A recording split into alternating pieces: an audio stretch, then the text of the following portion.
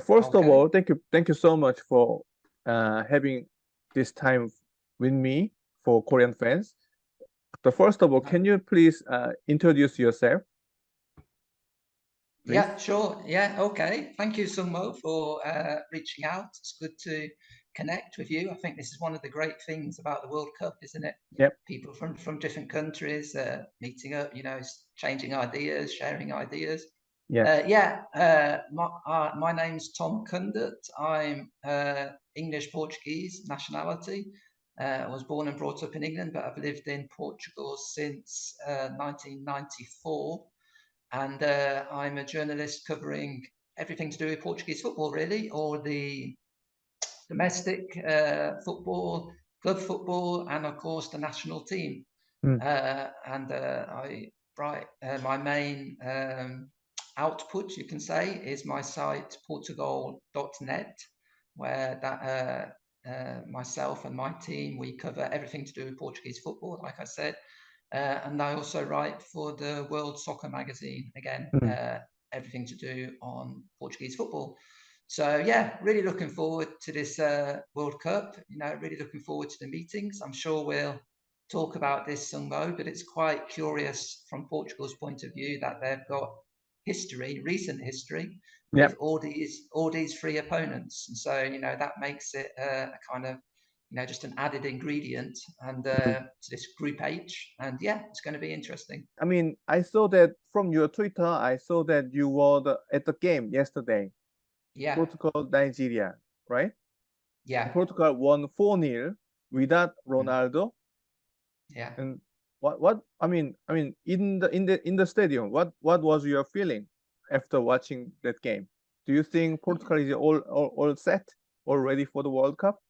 Yeah, well, I think obviously it was good. There was no injuries. It was a good performance. Some really good attacking play.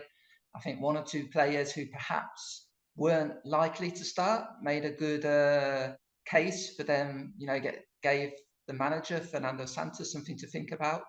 I do have to say, Sungmo, I don't think we can read too much into it. You think, wow, 4-0, really good exhibition.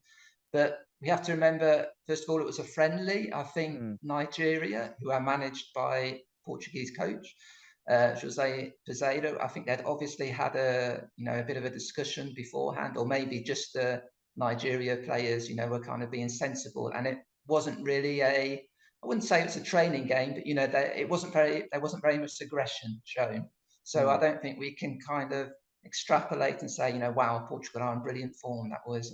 It's a good exercise for Portugal, but I think when it comes to the serious football, I don't think we're likely to see a very similar exhibition. I don't think. But that said, yeah, it was great. It was a good atmosphere. It was a good send off. Everyone was, like I said, Portugal, they played well. One or two really notable exhibitions. I think probably the two players who really stood out, even though neither of them scored, was João Felix, of course, the Atletico Madrid player, who, of course, if you're very keen on Spanish football, I'm sure you'll know all about him.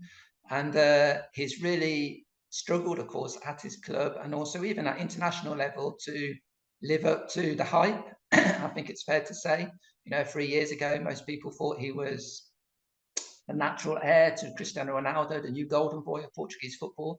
But he hasn't, for one reason or another, injuries, and also doesn't really seem to have a very good relationship with Diogo Simeone. It hasn't really happened for him. But yesterday he was excellent. He was really good, really creative.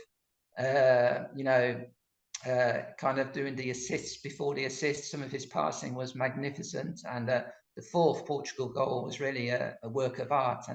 And he was at the heart of it. Brilliant control, taking down a high ball, and then good accurate pass, and then to Gonçalo Ramos, who passed it to João Mario, and that was a goal. Also, he did another absolutely amazing. You can tell he is really a different player, João Felix. If he really reaches his potential, he could really be one of the best players in the world. I think, no doubt about it. So that's probably the biggest take from yesterday, his performance, and whether he's pushed himself into the starting lineup for Ghana. There's also one or two other good performances. Otavio, the midfielder, the Porto midfielder, he also played really well.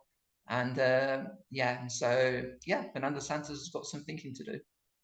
All right. And then, I mean, obviously, at the moment, not only in Portugal, but in world football, the most biggest story is coming from Cristiano Ronaldo every day because of his interview with Piers Morgan. Yeah. And I mean, and some media, some foreign medias, criticized that, and they pointed out that Cristiano Ronaldo is giving negative impact to the Portuguese team right now because of there are some clip between Bruno Fernandes and Cristiano Ronaldo or something like that. I mean, you followed Portugal football more than about 20 years now, more than 20 years now, or about 30 years now. Yeah. So do you think, does it really give negative impact to the Portuguese team or not? No, I don't think it does. I really don't think it has. You know, it's interesting there. I think Sungmo, you were saying the foreign media, you know, he seemed to make a lot out of this. No, but to be fair, also quite a lot of the Portuguese media have also been asking the same question you just asked there. But I really don't think it has any effect, almost any effect at all on the Portuguese. You know, Cristiano Ronaldo, his club situation, his personal situation, Manchester United, that's one thing. The national team, it's completely separate. You have to remember also, a lot of these players, you know, top players like Bernardo Silva, Bruno Fernandes himself, you know, these are players like Bruno Fernandes said himself yesterday. The World Cup doesn't come around very often. You know, for them themselves, they are 100% focused. This is especially, I think, those two players, you know, Bernardo Silva and Bruno Fernandes. Also Ruben Dias, you can say these are players who are top players, and they know this is possibly the best chance in their career to really do something historic for Portugal in the World Cup, and they are 100% focused on that. Bruno Fernandes, he was asked about that clip, of course, that went round and round the whole world, really, about his supposed kind of, you know, cold handshake, you could say, or some kind of tension between them. And that was really nothing. It was absolutely nothing. So I think right from the start, I was 100% or 99% convinced it was nothing. And then everything that's been said since just kind of makes me more convinced. It was just kind of unlucky. I think, for example, if the Ronaldo interview had not happened, that exact same clip could have been shown, and nobody would have even talked about it. Nobody would have said anything.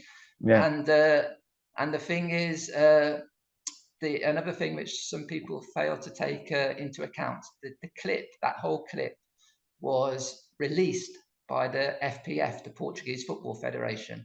Now, if there was any kind of hint of a rift or tension, do you think the Portuguese Football Federation would have released that? Never. No, exactly. Of course not. So I think it didn't even register, you know, with the people who produced that little video.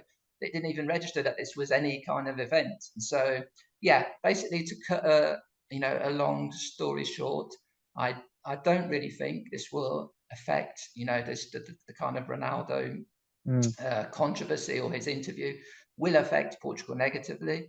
And also you could even make an argument, although this has been the same case with Portugal for years and years, that it could actually help in some ways because it takes all the pressure off, you know, for instance, the manager, Fernando Santos, has been asked lots of questions about his team selections, and the other players, you know, no one's really talking about that because they're all talking about Ronaldo. So I remember in previous tournaments, sometimes the players, I remember speaking to João Mario once, and he said it's actually some of the players that we're actually quite grateful to the focus is always on Ronaldo, because of course it's not just this tournament, all previous tournaments, it's exactly the same for Portugal. They're quite happy that there's so much focus on him, because it kind of, you know, lets them just go about their business with less pressure.